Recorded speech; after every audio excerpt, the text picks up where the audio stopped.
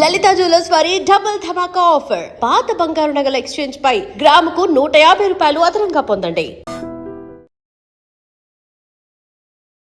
నమస్తే, నేను Kavitha. Welcome to I dream news and నిజాలు.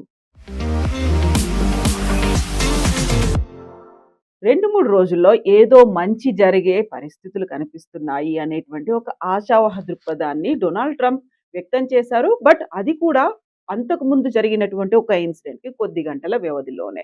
అంతకుముందు 'గార్డియన్ ఆఫ్ ద వరల్డ్' అనేటువంటి ఒక ఏఐ ఇమేజ్‌ని డొనాల్డ్ ట్రంప్ రిలీజ్ చేశారు. At the same time Trump 2028 అనేటువంటి కప్‌ని ఏఐ ఇమేజెస్‌ని కూడా షేర్ చేస్తున్నారు. అంటే థర్డ్ టైమ్ కూడా ట్రంప్ రావాలనుకుంటున్నారా? అలా అయితే అమెరికాలో కుదరదు కదా! థర్డ్ టైమే కాదు, ఫోర్త్ టైమ్ కూడా ఉంటే బెటర్ అనేటువంటి మాటని వాల్ స్ట్రీట్‌లో జరిగినటువంటి విలేకరుల సమావేశంలో డొనాల్డ్ ట్రంప్ ఎందుకని మాట్లాడుతున్నారు? ఇరాన్ యుద్ధం ముగిసిపోయిన తర్వాత మళ్ళీ తాను రావాలనేటువంటి ఆశ, కోరికను ఒక పాజిటివ్‌గా వ్యక్తం చేస్తూనే జస్ట్ కిడ్డింగ్ అనేటువంటి మాటను కూడా అంటున్నారు డొనాల్డ్ ట్రంప్. ఈ మాటల వెనకాల ఉన్నటువంటి మర్మం ఏంటి? మనతో పాటుగా ఉన్నారు సీనియర్ జర్నలిస్ట్ సురేష్ కొచ్చపల్లి గారు. సార్ నమస్తే. సో డొనాల్డ్ ట్రంప్ ఏం చేసినా చాలా పాజిటివ్‌గా చేస్తారు. చాలా జోవియల్‌గా ఉంటుంది. కిడ్డింగ్ అంటారు. ఓవరాల్‌గా ఆయన ట్రంప్ 2028 అంటే దాని వెనకాల ఉన్నటువంటి అర్థం ఏంటి సార్ అసలు? ఆయనకి ఎప్పటి నుంచో ఉంది థర్డ్ టర్మ్ కూడా కావాలి నాకని చెప్పేసి. కానీ యుఎస్ కాన్స్టిట్యూషన్‌లో రెండేసారి ఒక ప్రెసిడెంట్‌ని విక్టోరియస్ ప్రెసిడెంట్ అంటే గెలిచిన ఆయనకి ప్రెసిడెంట్ కావచ్చు అన్నమాట. మీరు పోటీ 3-4 సార్లు చేయొచ్చు. కానీ గెలిచిన తర్వాత ప్రెసిడెంట్ 2 టర్మ్సే ఉంటుంది వాళ్ళకి. అది మార్చలేము. కానీ ప్రెసిడెంట్ ట్రంప్‌కి ఎప్పటి నుంచో ఉంది. ఎందుకంటే ఆయనకేమనిపిస్తుందంటే దీనికన్నా ముందు బైడెన్ గెలిచిన ఎలక్షన్ యాక్చువల్లీ ఆయన గెలిచారు. బైడెన్ ఓడిపోయారని చెప్పి ఇప్పుడు కూడా ఆయన చెప్తూ ఉంటారు. దాని వ్యతిరేకంగా ఇప్పుడు కూడా కేసులు నడుస్తున్నాయి కోర్ట్స్‌లో. కానీ ట్రంప్ గెలవలేదు. 2 కేసులు ఓడిపోయారు ఆయన. కానీ ఇప్పుడు కూడా I was cheated of the election అంటారు ఆయన. సో ఆయన I don't think it's serious enough. ఆయనకు తెలుసు ఇది చాలా మటుకు. కానీ ఇప్పుడు జరుగుతున్న దాంట్లో ఆయనకి ఏం అనిపిస్తుందంటే నెక్స్ట్ రాబోయే president candidate it can be either JD Vance or Marco Rubio. వీళ్ళిద్దరిలో favourite for US president is Marco Rubio. ఆయనకి జేడీ వ్యాన్స్ అని ఎక్కువ పడదు. మీరు చూసుంటారు ఈ లాస్ట్ ఒక 2-3 నెలల్లో మేజర్ ప్రెస్ కాన్ఫరెన్సెస్లో అంతా వీళ్ళు సపరేట్గా చేశారు. జేడీ వ్యాన్స్ కొంచెం యాంటీ వార్ స్టాన్స్ తీసుకుంటారు. ట్రంప్ అయితే కంప్లీట్గా ప్రో వార్ స్టాన్స్ తీసుకుంటారు. ఇప్పుడు జరుగుతున్నది ఏంటంటే యుఎస్ పాస్ చేశారు వీళ్ళ స్ట్రైక్స్ ఇరాన్ మీద.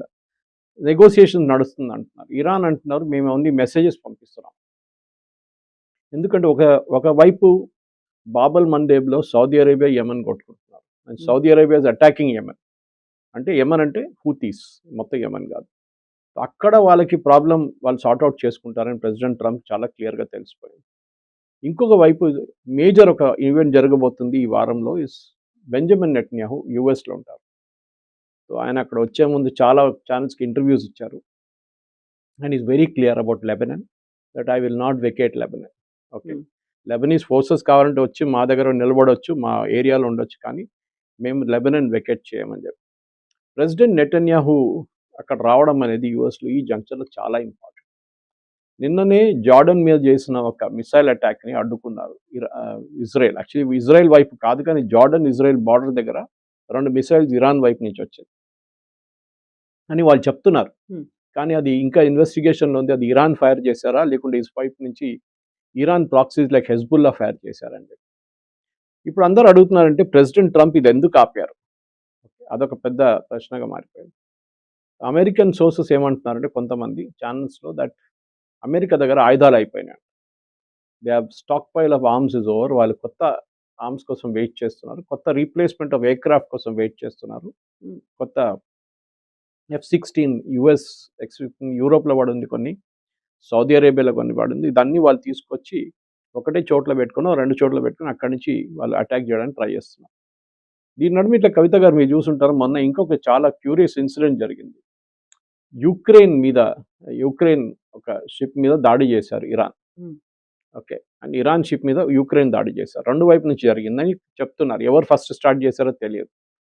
ఇరాన్ వార్నింగ్ ఇచ్చారు ఇప్పుడు యుక్రెయిన్కి, మీరు దీన్ని తప్పుకోకపోతే మీ మీద దాడి చేస్తాం. దానికి కారణాలు ఉన్నాయి. ఇరాన్ యూజ్ చేస్తున్న షహీద్ డ్రోన్స్ మాస్ ప్రొడ్యూస్ చేసి యుద్ధం మొదలయ్యే ముందు, అంటే లాస్ట్ జూలై తర్వాత టిల్ ఫిబ్రవరి 28 రష్యాకి చాలా హ్యూజ్ క్వాంటిటీస్లో పంపించారు ఇరాన్ షహీద్ డ్రోన్స్. ఆ షహీద్ డ్రోన్స్ని యుక్రెయిన్ వ్యతిరేకంగా రష్యా వాడుకుంటున్నారు. హ్మ్. దానికి చాలా మటుకు డ్యామేజ్ జరిగింది. సో, ఇప్పుడు ఇరాన్ కోపం ఏంటంటే ఒకటి, మీరు మా ఆయుధాలని పంపియడానికి అనుమతించట్లేదు ఒకటి. రెండోది, మీరు ఆయుధాలు యూజ్ చేసి రష్యా మీద దాడి చేస్తున్నారు. రష్యా మమ్మల్ని సహాయం చేస్తున్నారు అని చెప్పేసి. So, Iran and Russia become unlikely ally. Unlikely కాదు, లైక్లీ అలై. హ్మ్. అండ్ ఇప్పుడు యుక్రెయిన్ మీద కొడితే అది నేటో ఏం చేస్తారు? అదొక పెద్ద ప్రశ్న రాబోతుంది. ఎందుకంటే నేటో నేషన్ కాదు యుక్రెయిన్. బట్ స్టిల్ యుక్రెయిన్ మీద దాడి చేస్తే జర్మనీ గాని, ఫ్రాన్స్ గాని, యూకే గాని ఏం చేస్తారని పెద్ద ప్రశ్న రాబోతుంది. అక్కడ మన ఇప్పుడు వార్ సిట్యుయేషన్ గల్ఫ్ నుంచి మారి యుక్రెయిన్ వైపు వెళ్ళింది. అక్కడేమో యుక్రెయిన్ రష్యా వైపు నుంచి వస్తున్న షహీద్ డ్రోన్స్ గాని, మిసైల్స్‌ని అడ్డుకోవడానికి ట్రై చేస్తున్నారు. రష్యన్ డిఫెన్స్ మినిస్టర్‌ని జెలెన్స్కీ సాక్ చేశారు. కొత్త డిఫెన్స్ మినిస్టర్ వచ్చారు. కానీ ఏం జరుగుతుంది ఇప్పుడు అనేది వెస్ట్ ఏషియా మారిపోయి యూరో ఏషియా అయిపోయింది ఇప్పుడు. అక్కడే గొడవంతం. సో ఇరాన్ మీద అమెరికా, ఇజ్రాయెల్ చేస్తున్నటువంటి అటాక్ కావచ్చు, యుద్ధం కావచ్చు, ఫిబ్రవరి 28న స్టార్ట్ అయితే ఈ రోజుకి ఖచ్చితంగా 5 మంత్స్ కంప్లీట్ అయిపోయింది. కరెక్ట్. 6th మంత్‌లోకి ఎంటర్ అవుతున్నప్పుడు ఇజ్రాయెల్ పెద్దగా ఏం మాట్లాడట్లేదు. చేయాల్సిన పని ఏంటో చేసుకుంటూ వెళ్ళిపోతుంది. ఇరాన్ మాత్రం అదే టార్గెట్‌గా అలాగే అదే పనిలో ఉంది. అమెరికానేమో అన్ని చోట్ల తిరిగొస్తుంది. 360 డిగ్రీస్ అన్నట్టుగా ప్రతీదీ కవర్ చేస్తూ వస్తుంది. ఇండైరెక్ట్‌గా కావచ్చు, డైరెక్ట్‌గా కావచ్చు, హర్ముజ్ జలసంధి లేకపోతే ఇక్కడ ఉన్నటువంటి బాబెల్ మండెబ్. ఇవి 2 ప్రపంచవ్యాప్తంగా అన్నిటి మీద ప్రభావాన్ని చూపిస్తున్నాయి. ఒక రకంగా అయిపోయిందా అంటే అయిపోలేదు. బట్ స్తబ్దంగా ఉందా? ఒక పాజ్ పెట్టారా? కామానా? ఫుల్ స్టాపా? అంటే ఏది క్లారిటీ లేదు. ఫుల్ కన్‌ఫ్యూజన్ ఉంది. సో, నెక్స్ట్ ఏం జరుగుతుంది అనే దానికంటే కూడా నెక్స్ట్ ఏ దేశంలో ఎవరి మీద ఎక్కడ అటాక్ చేస్తారు? ట్రంప్ ఏమన్నా టారిఫ్‌లు కూడా పెడతారా అనేది. ఇన్‌ఫాక్ట్ ఈ వారం ట్రంప్ టారిఫ్ అయితే మనం అది చూడాల్సింది చాలా ఇంట్రెస్టింగ్. ఎందుకంటే మనం మాట్లాడడం నాకు గుర్తులేదు. దాని గురించి 10% గురించి మాట్లాడాము. మాట్లాడాం.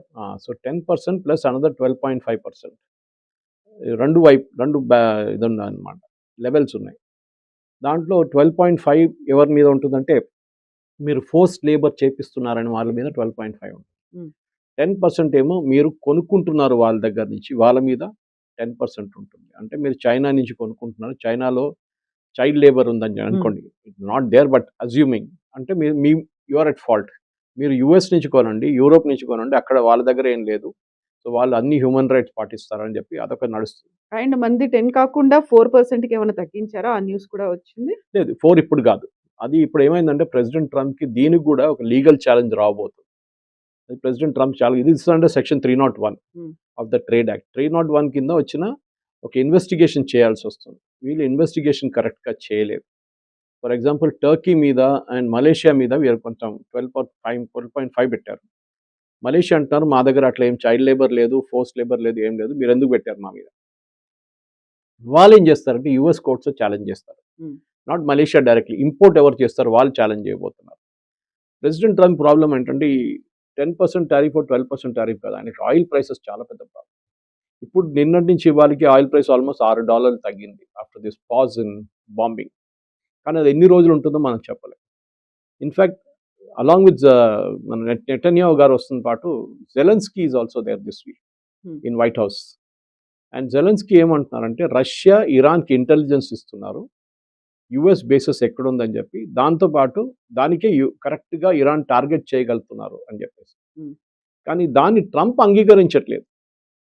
ఆలోచించ జెలెన్స్కీ చెప్తున్నాడు నా దగ్గర ఇన్ఫర్మేషన్ ఉంది. Russia is providing intelligence and that is how exactly వాళ్ళు మీ జార్డన్‌లో ఉన్న బేస్ మీద కొట్టారు. లేకుంటే ఇరాన్‌కి అంత కేపబిలిటీ లేదు. సౌదీ అరేబియాలో ఇప్పుడు యెమెన్ చేస్తున్న హూతీలు చేస్తున్న అటాక్ కూడా రష్యా ఇస్తున్న ఇంటెలిజెన్స్‌తోని చేస్తున్నారని జెలెన్స్కీ ఆరోపిస్తున్నారు. జెలెన్స్కీకి ప్రాబ్లమ్ ఏంటంటే ఇప్పుడు ఈ ఇరాన్‌తోని యుద్ధం పెట్టుకుంటే ఆయనకి 2 వైపుల నుంచి ప్రాబ్లమ్ ఉండబోతుంది. హ్మ్. ఒకవైపు నుంచి ఇరాన్ మిసైల్ కొట్టడం మొదలుపెడితే రష్యా వైపు కాన్సంట్రేట్ చేయలేకపోతారు ఆయన. అటునుంచి రష్యా కొడితే ఇద్దరు కోఆర్డినేట్ చేసి కొడితే జెలెన్స్కీ పని అయిపోతుంది. అండ్ స్పెషల్లీ ఆయన ఈ డిఫెన్స్ మినిస్టర్‌ని తీసేసిన తర్వాత అక్కడ చాలా పెద్ద ప్రొటెస్ట్ నడుస్తుంది. ఆయన్ని రీఇన్‌స్టేట్ చేయాలని చెప్పి. And he was a very popular guy defence minister వాళ్ళు. ఇప్పుడు అట్లాంటి సిట్యుయేషన్‌లో ఉన్నప్పుడు ఆయనకి యూరోప్ నుంచి సహాయం కూడా తగ్గింది కొంచెం మట్టుకు. అమెరికా ఏమో పేట్రియట్ మిసైల్స్ ఇవ్వట్లేదు. మీరు కావాలంటే తయారు చేసుకోండి. మాకే పేట్రియట్ మిసైల్స్ లేదు. మీకేమి ఇస్తాం మేము అని చెప్పి ట్రంప్ చెప్తున్నారంట. సో అన్ని వైపుల నుంచి it's a mess right now. హ్మ్. అండ్ ప్రెసిడెంట్ ట్రంప్ దీని నడుమిట్లో కూర్చున్నారు ఇప్పుడు. మన వైట్ హౌస్ కరెస్పాండెన్స్ డిన్నర్‌లో కూడా అడ్రెస్ చేస్తూ ఆయన చాలా మటుకు అక్కడున్న పబ్లికేషన్స్ వాళ్ళ మీద దాడి చేశారు. వాళ్ళ మీద లేనిపోయిన ఆరోపణలన్నీ చేశారు. న్యూయార్క్ టైమ్స్ కానీ, సీఎన్ఎన్ కానీ వీళ్ళ మీద. మీకు గుర్తుంటుంది, ఇదే వైట్ హౌస్ కరెస్పాండెన్స్ డిన్నర్ ఒక 2 నెలల ముందు జరగాలుండే, 3 నెలల అటాక్ అయింది. అక్కడ ఒక ఫైరింగ్ జరిగింది ఆ రోజు, and then it was called off. Yeah. President Trump position ఇప్పుడు ఏమైందంటే ఇట్ ఇస్ చాలా మటుకు మిడ్ టర్మ్ పోల్స్ చాలా దగ్గర వచ్చేసింది. ఇప్పుడు మనం చూస్తే లేటెస్ట్ పోల్స్ చూస్తే కూడా రిపబ్లికన్స్ ఆర్ టోటలీ డౌన్. అది ఎప్పుడు అంతే. ఈ మీరు ఫ్రమ్ ప్రెసిడెంట్ రీగన్ టైం నుంచి తీసుకోండి, ప్రతి మిడ్ టర్మ్ పోల్స్లో ఏ పార్టీ రూలింగ్లో ఉన్నారో వాళ్ళు ఓడిపోతారు. ఇది ఇప్పుడు ఒక్కసారి ఎంతో జరిగింది. ఒకసారి I think it was somewhere in Biden's term అనుకుంటాను, అది ఒక మార్పు వచ్చింది అట్లా. కానీ otherwise it's totally against the government. ఈ మిడ్ టర్మ్ పోల్స్ ఓడిపోతే ప్రెసిడెంట్ ట్రంప్ నెక్స్ట్ 2 టర్మ్స్ ఏం చేయలేరు, అంటే నెక్స్ట్ 2 సంవత్సరాలు అయినా ఏం చేయలేరు. He will become a lame duck president. ఇప్పుడు ఇరాన్ మీద కూడా మీరు చూస్తున్నారు, ఆయుధాల కోసం పీట్ హెస్గెత్ వాళ్ళ పార్లమెంటరీ కమిటీ ముందు వెళ్ళారు, అంటే వాళ్ళ సెనెట్ హియరింగ్ కమిటీ ముందు వెళ్ళి నాకు $95 బిలియన్ కావాలన్నారు. వాళ్ళు అడిగారు అన్నమాట, ఈ ఖర్చు ఎంత అయింది, మీకు ఎంత అయింది ఖర్చు చెప్పండి అంటే 92 బిలియన్ డాలర్స్ అయిందన్నారు. కానీ actually it is getting close to 1 trillion అంటున్నారు. ఈ నెక్స్ట్ బడ్జెట్ $1.5 ట్రిలియన్ ఉండబోతుంది. అప్పుడు అమెరికన్ కాంగ్రెస్ మెన్ కానీ అమెరికన్ సెనేటర్స్ అడుగుతున్నారంటే, మన దగ్గర హెల్త్ కేర్కి వాడుకోవచ్చు కదా ఈ డబ్బులు, తిండి లేని మనుషులకి తిండి పెట్టచ్చు కదా, మన ఇక్కడ ఇంత డబ్బులు ఎందుకు ఖర్చు పెట్టడం అని. ఇప్పుడు ఇదేమైందంటే నేటో మీద ఎందుకు ట్రంప్ కోపపడుతున్నారంటే, నేటో ఇది సహాయం చేయట్లేదు దీని గురించి. NATO is not helping out. And NATO సహాయం చేస్తే ట్రంప్కి at least half the war cost వాళ్ళ వైపు వెళ్ళిపోతుంది. సో 95 బిలియన్ ఉంటే హాఫ్ 44-45 బిలియన్ వాళ్ళు చూసుకుంటారు, యూరోప్ చూసుకుంటారు. యూరోప్ కూడా డివైడ్ చేసుకుంటే ఫ్రాన్స్, జర్మనీ, యూకే అందరు డివైడ్ చేసి, గ్రీస్ అందరు డివైడ్ చేసుకుంటే it will be about $5 billion అందరు. It's not a big amount, వాళ్ళకి అంత పెద్ద అమౌంట్ కాదు, కానీ వాళ్ళు చేయట్లేదు. బాబుల్ మండప్ సౌదీ అరేబియా చూసుకుంటారు, కానీ వాళ్ళ అవుట్పుట్ అక్కడి నుంచి only about 5 to 6 million barrels per day, అంత పెద్దది కాదు. వెరస్ ఫ్రమ్ స్ట్రేట్ ఆఫ్ హోర్ముజ్ నుంచి 20 నుంచి 25 మిలియన్ బ్యారెల్స్ పర్ డే అక్కడి నుంచి బయటికి రావాల్సింది, అది ఇప్పుడు రావట్లేదు. కానీ చూడండి, స్ట్రేంజ్లీ ఇనఫ్ ఫస్ట్ టైం 120 బ్యారెల్స్కి వెళ్ళిపోయింది, 120 పర్ బ్యారెల్. ఈసారి జరగట్లేదు అట్లా. ఎందుకు అనేది ఒక క్వశ్చన్ వస్తుంది అన్నమాట. ఎందుకంటే అన్ని దేశాలు వాళ్ళ అరేంజ్మెంట్స్ మిగతా దేశాలతో చేసుకున్నారు. That is one lesson they have learn from the last Bab el Mandeb strait of Hormuz బ్లాకేజ్లో. ఇరాన్ వైపు నుంచి, యూఎస్ వైపు నుంచి ఉన్న బ్లాకేజ్. ఇప్పుడు ఇండియా చూసుకోండి, మనం అర్జెంటీనా తీసుకుంటున్నాం, we're taking it from US తీసుకుంటున్నాం, Venezuela we're buying, of course Russia we're buying. అట్లాంటి దేశాలు అందరి దగ్గర నుంచి మనం, even Oman is a big, we're big buyer. మన అన్ని దేశాల నుంచి కొనుక్కుంటున్నాం. సో మన we're spread a risk thin అంటాం. సరే, అర్జెంటీనా కానీ వెనజువేలా కానీ యూఎస్కి మనకు డిస్టెన్స్ ఎక్కువ ఉంటుంది, it be almost 3 times the distance Gulf నుంచి వచ్చేపాటు. వెరస్ ఒమాన్ నుంచి మనకు 2, 3, 4వ రోజు అది గుజరాత్ లేకుంటే ముంబై చేరుకుంటుంది షిప్ అది. So we have to look at options now. $86 per బ్యారెల్లో అంత పెద్ద ప్రాబ్లం ఉండదు, కానీ దానికన్నా పైకి వెళ్ళకూడదు. ఇట్ షుడ్ స్టే అరౌండ్ 86, 80కి వెళ్తే ఇంకా బాగుంటుంది అని ఇప్పుడున్న ఆయిల్ ఇండస్ట్రీ వాళ్ళు చెప్తున్నారు అన్నమాట. స్ట్రేంజ్లీ ఇనఫ్ మనం అందరు అంటారు ఇండియాలో క్రూడ్ ఆయిల్ లేదు అంటుంటాం, కానీ లోకంలో number 1 exporter of finished petroleum product is India. Okay, మనం రిలయన్స్ కానీ వేదాంత కానీ వీళ్ళది నయారా వాళ్ళ ప్రాజెక్ట్ కానీ మిగతా even public sector undertakings and especially Reliance చాలా పెద్ద కెపాసిటీ ఉంది వాళ్ళ దగ్గర జామ్నగర్లో. వాళ్ళు క్రూడ్ ఆయిల్ తెచ్చుకొని ప్రాసెస్ చేసి అమ్ముతున్నారు లోకానికి, పెట్రోల్ కానీ డీజిల్ కానీ అమ్ముతున్నారు అనమాట. సో ఎందుకంటే రిఫైనింగ్ కెపాసిటీస్ పోయింది. మొన్న రష్యాకి మనం డీజిల్ ఇచ్చాం. ఆలోచించండి, రష్యా క్రూడ్ ఆయిల్ సప్లైలో ఆల్మోస్ట్ నంబర్ 3, నంబర్ 4 అని చెప్పొచ్చు. వాళ్ళకి డీజిల్ లేదు, ఎందుకంటే వాళ్ళ రిఫైనరీ మీద జెలెన్స్కీ వాళ్ళ ఫోర్సెస్ కొట్టారు, బాంబ్ చేశారు, దాడి చేశారు. That is under repair now. So మనం సప్లై చేస్తున్నాం అనమాట. ఇంగ్లీష్లో అంటారు టేకింగ్ ద కోల్ బ్యాక్ అంటారు, కోల్ మైన్కి తీసుకెళ్తున్నారు కోల్ అని చెప్పి, అట్లా ఉంటుంది. ఇప్పుడు నెక్స్ట్ ఒక 15 daysలో ఈ యుద్ధం ఇంకా ముందుకు వెళ్ళకపోతే oil will come to $70, $72 per barrel. Trump అది ఇప్పుడు మనం ఆగస్ట్లో ఉన్నాం, ఆగస్ట్కి వచ్చేస్తున్నాం, సెప్టెంబర్, అక్టోబర్ దాకా నడిపిస్తుండి పోతే he will somehow manage mid term polls. కనీసం ఆ క్రూడ్ ఆయిల్ ధరలు తగ్గాయి అనేటువంటి ఒక ఫీల్ అనేది ఉంటుంది అక్కడ. Yes, different. ఎందుకంటే అమెరికన్స్కి ఒక మాట ఉంది, వాళ్ళకి ఈ టారిఫ్లతో చాలా పెద్ద ప్రాబ్లం అయింది. వాళ్ళు చెక్అవుట్ కౌంటర్లో సూపర్ మార్కెట్స్లో వాళ్ళకి దాని రియల్ ఇంపాక్ట్ తెలిసిపోయింది వాళ్ళకి. ట్రంప్ ఎప్పుడు చెప్తుంటాడు tariff is a very good thing for America. America కాదు, అమెరికన్ కంపెనీస్. కానీ అక్కడ ఫైనల్ అమౌంట్ కడుతుంది ఆ చెక్అవుట్ కౌంటర్లో, సూపర్ మార్కెట్స్లో, మాల్స్లో వాళ్ళు కడుతున్నారు అమౌంట్.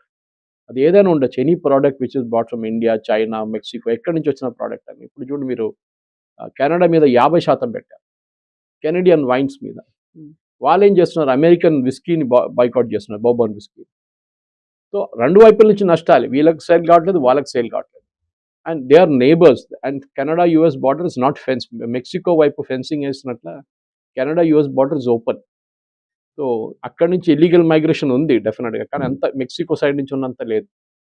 ఇంత క్లోజ్ రిలేషన్షిప్ ఉన్నప్పుడు కూడా. అండ్ కెనడియన్ క్రూడ్ యూజ్ చేస్తున్నది యూఎస్లో ఉన్న నార్త్ అమెరికన్ రిఫైనరీస్లో కెనడియన్ క్రూడ్ యూజ్ చేస్తారు. దాని విస్కాసిటీ కొంచెం డిఫరెంట్ ఉంటుంది, మన వెనజువేలా లాగా this is also slightly different అన్న. సో ఈ అమెరికన్ రిఫైనరీస్కి కెనడా నుంచి దానికోసం చూడండి, ఇంత టారిఫ్ పెట్టాక కూడా ఆయిల్ మీద టారిఫ్ పెట్టలేదు, క్రూడ్ ఆయిల్ మీద. క్రూడ్ ఆయిల్ స్టిల్ జీరో, ఎందుకంటే అమెరికన్ రిఫైనరీస్కి క్రూడ్ ఆయిల్ కావాలని. సో ప్రెసిడెంట్ ట్రంప్కి ఒక పొలిటికల్ బ్యాటిల్ ఇప్పుడు నడుస్తుంది ఏంటంటే, ఒకవైపు కెనడా, ఒకవైపు Mexico, then he's got Zelensky, Russia, China and Middle East, Iran specially. 6 దేశాలతోనే ఆయనకి ఇష్యూస్ ఉన్నాయి. అది కాకుండా చిన్న చిన్న దేశాలు అక్కడెక్కడ ప్రాబ్లమ్స్ ఉన్నాయి, కానీ the major ones are the 6. And దాంతోనే ఆయనకు కొంచెం ఫ్రస్ట్రేషన్ రావడం మొదలైంది. యుద్ధం ఆగట్లేదు, ఖర్చులు ఎక్కువ అవుతున్నాయి. $95 billion is not a joke. And ఇంకా పొడిగించుకెళ్తే ఇంకా ఒక 6 నెలల్లో 7 నెలలు అయితే ఐ థింక్ అమెరికన్ ఎకానమీ ఏం చెప్తారు, ఒక మేజర్ ఇన్ఫ్లేషనరీ ప్రెషర్కి వచ్చేస్తుంది. అదైతే ప్రెసిడెంట్ ట్రంప్కి పొలిటికలీ పెద్ద ప్రాబ్లం కాబోతుంది. బట్ ఇట్లాంటి సమయంలోనే గార్డియన్ ఆఫ్ ద వరల్డ్ అనేటువంటి ఏఐ ఇమేజెస్ పెట్టిన తర్వాత, అంటే either it may be only Iran మీద చూపించడానికి అనుకున్నప్పటికీ, గతంలో హర్మూజ్ జలసంధి గురించి ఒక కేర్ టేకర్స్ గా ఉంటాము అన్నప్పటికీ, ఇప్పుడు గార్డియన్ ఆఫ్ ద వరల్డ్ అంటే మొత్తం అమెరికానే ముందు నుంచి కూడా సూపర్ పవర్ అన్నట్టుగా ఉండేది. మళ్ళీ దాన్ని రిఫ్లెక్ట్ చేస్తోందా అది? అని ఏమనుకున్నారు అసలు? ప్రెసిడెంట్ ట్రంప్ ఏంటంటే మెయిన్గా గార్డియన్ ఆఫ్ ద వరల్డ్ అని అప్పుడో ప్రపంచ పోలీస్ అని చెప్పుకుంటారు అమెరికా. పెద్దన్న అని అంటారు తెలుగులో. We're doing everything. మొన్న యుద్ధాలు కూడా మీకు గుర్తుంటుంది, చాలా క్లియర్గా ఆయన చెప్పారు, ప్రెసిడెంట్ ట్రంప్ చెప్పారు, NATO is not doing anything, మేమే అన్ని చేస్తున్నాం, మేమే అన్ని ఖర్చులు భరిస్తున్నాం, దానికోసం నేను 20% ప్రతి షిప్ అక్కడి నుంచి వెళ్తుంది దాన్ని కలెక్ట్ చేస్తాను. అది పెద్ద గొడవ అయిన తర్వాత దాన్ని విత్డ్రా చేశారు. మళ్ళీ అన్నారు కాదు, సౌదీ అరేబియా, ఖత్తర్ వీళ్ళందరూ కలిసి మా అమెరికాలో పెద్ద పెద్ద పెట్టుబడి పెడతారన్నారు. దాన్ని కూడా న్యూస్ లేదు. ప్రెసిడెంట్ ట్రంప్కి ఏంటంటే ఆ యుద్ధంలో ఎందుకు దిగారని నాకు అర్థం కావట్లేదు. లుక్ ఎట్ ఇజ్రాయెల్ టుడే, కవిత గారు. ఇజ్రాయెల్ క్వైట్గా కూర్చున్నారు ఒక సైడ్లో, ఏం మాట్లాడట్లేదు, ఏం మాట్లాడి తమాషా. ఎవరు ముద్దులు పెట్టారు ఈ యుద్ధం? It was Israel. Israel insistence మీదనే వీళ్ళు అటాక్ చేశారు ఆ రోజు, ఫిబ్రవరి 28 తారీఖు. కానీ ఇప్పుడు ఇజ్రాయెల్ ఎక్కడైనా ఉందంటే లేదు, వాళ్ళు హిజ్బుల్లాతో వాళ్ళ రెగ్యులర్ గొడవ నడుస్తుంది, వాళ్ళు గాజాలు కూడా చిన్న చిన్న ఘర్షణలు. ఇజ్రాయెల్ స్మార్ట్గా దీని నుంచి మూవ్ అయిపోయారు. దానికోసం మీరు చూస్తుంటారు, ఇరాన్ లాస్ట్ ఒక 2 నెలల్లో ఇజ్రాయెల్ మీద దాడి చేయలేదు ఇప్పుడు దాకా, జార్డన్ మీద దాడి చేశారు. అండ్ మీరు జార్డన్ దాడి చేయాలంటే you have to overfly Israel. Okay, and naturally ఆ మిసైల్ ఇజ్రాయెల్ వైపు వస్తున్నప్పుడు ఇజ్రాయెల్ చూస్తూ ఉంటారు, ఐరన్ డోమ్ డిటెక్ట్ చేస్తుంది దాన్ని. దానికోసం మొన్న 2 దాన్ని వాళ్ళే ఇంటర్సెప్ట్ చేసుకున్నారు, జార్డన్కి వెళ్తుంది. ఇజ్రాయెల్ మీద ఒక బాంబు పడింది అనుకోండి, యుద్ధంది మొత్తం ఏం చెప్తారు, ఒక ఇంటెన్షన్ మారిపోతుంది. దాంట్లో ఇరాన్ చాలా పెద్ద ప్రాబ్లం అయిపోతుంది. దానికోసం వాళ్ళు ఏం చేయట్లేదు, they are keeping absolutely quiet. కానీ ఈ meeting president president Trump and prime minister Netanyahu చాలా క్రూషియల్గా ఉండబోతుంది. ఎందుకంటే కొన్ని రోజుల నుంచి వీళ్ళిద్దరు నడుమిట్లో ఒక కెమిస్ట్రీ వర్క్ కావట్లేదు. At the same time American lobby, Jewish lobby చాలా పవర్ఫుల్. వాళ్ళు ప్రెసిడెంట్ ట్రంప్ని, ఇజ్రాయెల్ని అట్లనే మేము పక్కన దారి తీసేస్తాం, మాకు అక్కర్లేదు ఇజ్రాయెల్ అని చెప్పి నెటన్యాహు వెరీ క్లియర్లీ సెట్, మీరు కాకపోతే మా దగ్గర ఇండియా ఉందండి అని చెప్పారు. ఇమాజిన్, ఒక ఇజ్రాయలీ ప్రైమ్ మినిస్టర్ చెప్తున్నారు, if US is not supplying arms to us, no problem, మేము ఎట్లయినా డిపెండెన్సీ తగ్గించుకుంటున్నాం యూఎస్ మీద, వీఆర్ బికమింగ్ సెల్ఫ్ డిపెండెంట్, మాకు ఇండియా ఉన్నారు, వాళ్ళు సప్లై చేస్తారు మాకు, we have got joint ventures there అని చెప్పారు. And even made a statement saying I'm very popular in India అని చెప్పారు నెటన్యాహు. సో ఈ మిడిల్ ఈస్ట్లో ఉన్న సమీకరణలన్నీ మారిపోతున్నాయి. సౌదీ అరేబియాకి తెలిసిపోయింది US will not help them. దానికోసం మొన్న కూడా సౌదీ అరేబియా యెమెన్ మీద దాడి చేసినప్పుడు they didn't take permission from US. Usually వాళ్ళు యూఎస్ని ఇన్ఫార్మ్ చేస్తారు, మేము ఎందుకంటే వీళ్ళ బేసెస్ ఉన్నాయి, యూఎస్ బేసెస్. అది చెప్పకుండానే కొట్టారు వీళ్ళు సనా ఎయిర్పోర్ట్ మీద సౌదీ అరేబియా. తర్వాత అన్నారు మేము చేయలేదు, మాకు తెలియదు అన్నారు, కానీ ఇట్ వాజ్ సౌదీ అరేబియా ఉంది 100%. ఎందుకంటే అక్కడ ఒఫిషియల్ యెమెనీస్ గవర్నమెంట్ దగ్గర ఎయిర్క్రాఫ్ట్ లేదు, వాళ్ళ దగ్గర Sana airport is under the control of Houthis అన్నమాట. కానీ సౌదీ అరేబియాకి ఏంటంటే ఈస్ట్ వెస్ట్ పైప్ లైన్ చూడండి, దాన్ని కంట్రోల్ చేయడం చాలా ఇంపార్టెంట్. అది వచ్చి యాన్బు పోర్ట్ దగ్గర వచ్చి ఆగుతుంది. Yanbu is right at Bab el Mandeb ఎండింగ్లో. యమన్ ఎక్కడ ఎండ్ అవుతుంది, యమన్లో it is towards the western part of Yemen. అక్కడ హూతీలు ఉన్నారు. అండ్ చాలా క్లియర్గా ఇప్పుడు నిన్న కూడా సౌదీ అరేబియా మీద జరిగిన దాడి హూతీల దగ్గర నుంచి రాలేదు, ఇట్ కేమ్ ఫ్రమ్ ఇరాక్.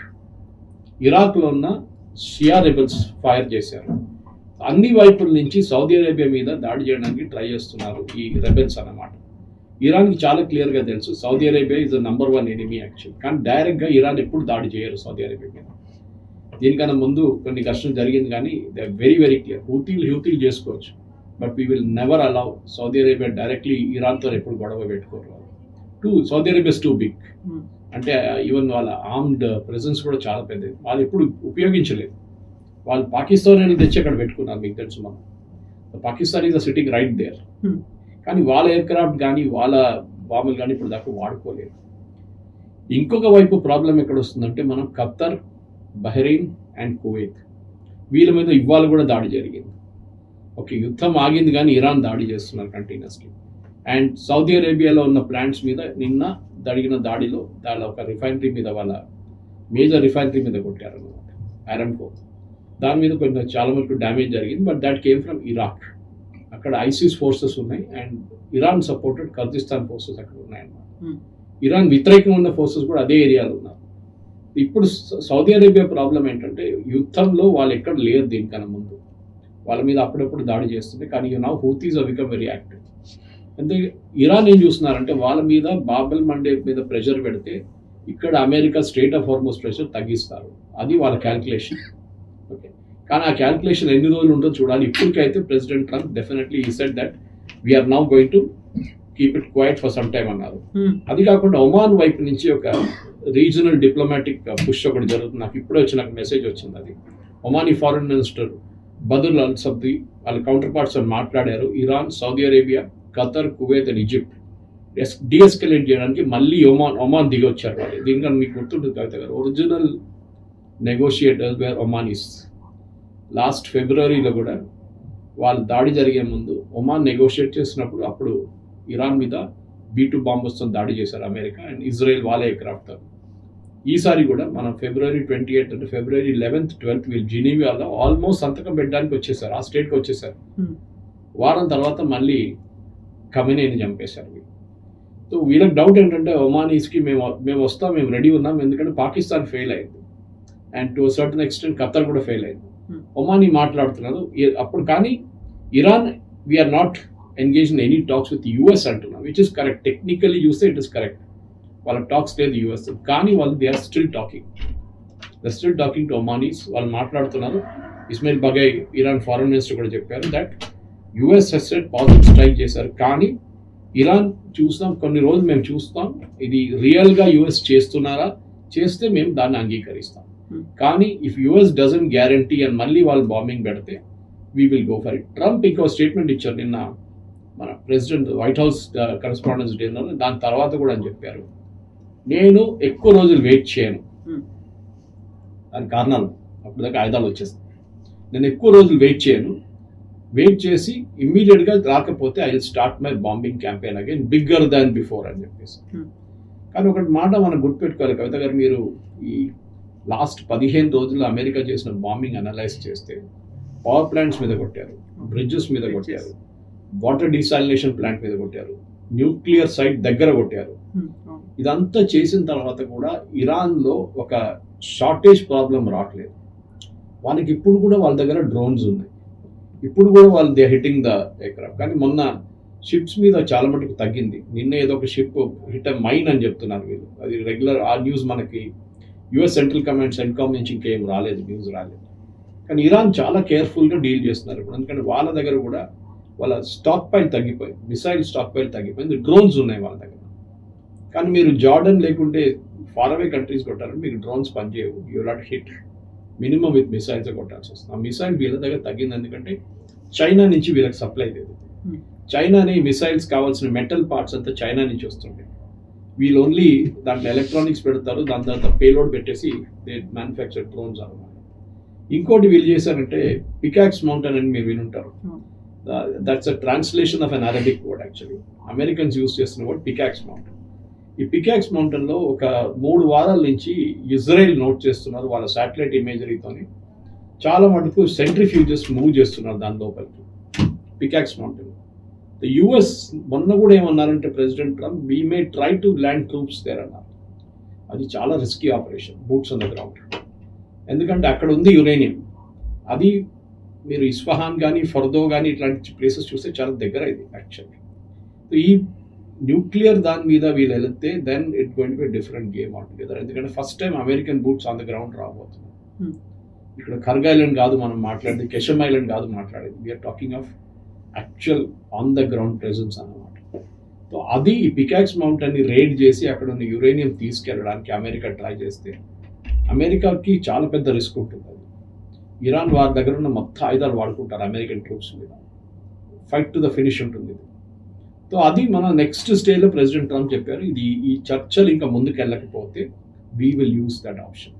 కాకుంటే ఏదో మంచి జరిగే అవకాశం ఉంది అనేటువంటి మాటను కూడా చెప్తున్నారు. చాలా పాజిటివ్ హోప్ అనేది అక్కడ కనిపిస్తోంది ట్రంప్కి. ప్రెసిడెంట్ ట్రంప్ మనకి తెలుసు కవిత గారు, ఎందుకంటే ఇప్పుడు ఆయనే చెప్తున్నారు US would like to have more sophisticated munitions as the war with Iran draws down supplies. ఇది అమెరికన్ స్టేట్మెంట్ అన్నమాట. ఓకే, ట్రంప్ అంటున్నారు కాదు కాదు మా దగ్గర కావాల్సిన మా దగ్గర ఆయుధాలన్నీ మా దగ్గర ఉందని. ఆయన ఎప్పుడు చెప్తుంటారు గుడ్ న్యూస్ గుడ్ న్యూస్. ఆయన ఏం చెప్తున్నారంటే ఇరాన్ అడిగారు, Iran wants to have a talk. Iran అన్నారు మేము అసలు ఎవరు అడగట్లేదు మా దగ్గర, మేము అడగట్లేదు ఎవరి దగ్గర, మేము ఒమాన్తో మాట్లాడుతున్నాము, మా ఇది స్ట్రైట్ ఆఫ్ హార్మోస్ని కంట్రోల్ చేయడానికి మాట్లాడుతున్నాము, we're not speaking about the MOU. MOU గురించి ఎవరు మాట్లాడలేదు. ఆ 14 పాయింట్లు ఉన్న MOU is absolutely somewhere in the dustbin. అది ఎక్కడ పోయిందో ఎవరికి తెలియదు. ప్రెసిడెంట్ ట్రంప్ ఏమంటున్నారంటే అమెరికా దగ్గర మిలిటరీ దగ్గర వాళ్ళకి కావాల్సిన వారికి ఉంది, బట్ రష్యా ఇరాన్ని హెల్ప్ చేస్తున్నారేమో అని ఆయనకు కూడా చిన్న డౌట్ ఉంది. కానీ రష్యా వ్యతిరేకంగా ఆయన డైరెక్ట్ యాక్షన్ తీసుకోరు ఇప్పుడు, ఎందుకంటే దెన్ నా వార్ మళ్ళీ ఇంకో జోన్లో అయిపోతుంది. బహుశా ఏం ఎంకరేజ్ చేస్తారంటే యుక్రెయిన్ మీద దాడి చేయడానికి ఇరాన్ ఇంకా ప్రపోజ్ చేస్తే ఇరాన్ అటెన్షన్ డైవర్ట్ అయిపోతుంది. నేను చెప్పాను చూడండి, it will B 2 front war. ఒక ఫ్రంట్ రష్యా నుంచి వస్తున్న మిసైల్స్ అడ్డుకోవాలి, ఇక్కడ ఇరాన్ నుంచి వస్తున్న మిసైల్స్ అడ్డుకోవాలి. ఆ కెపాసిటీ యుక్రెయిన్ దగ్గర లేదు, ఇప్పుడు లేదు. వాళ్ళు ఈవెన్ నేటో సహాయం తీసుకుంటే కూడా వాళ్ళకి రాదు ఆ సహాయం. ఇరాన్ చాలా కేర్ఫుల్గా డీల్ చేయాల్సి వస్తుంది. వాళ్ళ దగ్గర ఒకటి స్టాక్ పాయింట్స్ వాళ్ళ దగ్గర కూడా చాలా మటుకు తగ్గింది. వాళ్ళు కొత్త మిసైల్స్ మ్యానుఫ్యాక్చర్ చేయలేకపోతున్నారు, డ్రోన్స్ మ్యానుఫ్యాక్చర్ చేస్తున్నారు. అది ఎక్కడ చేస్తున్నారో తెలియదు, కానీ ఏదో మౌంటైన్ కింద ఉండొచ్చు అది డెఫినెట్. కానీ ప్రెసిడెంట్ ట్రంప్ ఇప్పుడు ఈ నెక్స్ట్ 3-4 డేస్లో ఆయన, ఎందుకంటే యూజువలీ ఆయన వీకెండ్ కాగానే ఆయన గాల్ఫ్కి వెళ్ళిపోతారు. ఇప్పుడు ఆయన కొన్ని క్యాంపెయిన్ ర్యాలీస్లో మాట్లాడుతున్నారు, బికాస్ ప్రైమరీస్ ఆర్ దేర్. ఇప్పుడు ఈ మిడ్ టర్మ్ పోల్స్కి రాబోయే ప్రైమరీస్ కూడా ఉంది. సో ఆయన క్యాంపెయిన్ ర్యాలీస్లో మాట్లాడుతున్నారు.